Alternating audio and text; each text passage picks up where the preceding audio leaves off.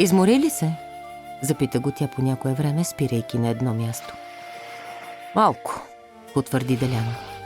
Всъщност, коляното му вече пулсираше болезнено, но не би го признал за нищо на света.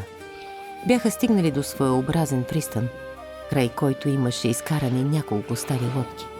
Той подпря длан на една от тях. Ела да стъпиш във водата, султа ще те облегчи, подкани го Вяра. Ей, не дай да се суетиш около мен.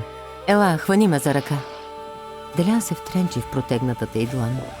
Можеше ли да й откаже? И най-вече, искаше ли? Точно в този момент не искаше нищо друго, освен да я сграбчи и да я притисне до устните си. Не знаеше дали тя му предложи ръката си, защото бе доловила притеснението му, че може да изгуби равновесие във водата.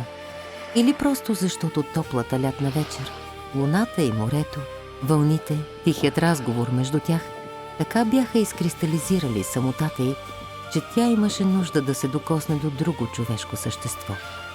Но знаеше, че той самият има нужда. Болезнена нужда, на която не можеше да се противопостави.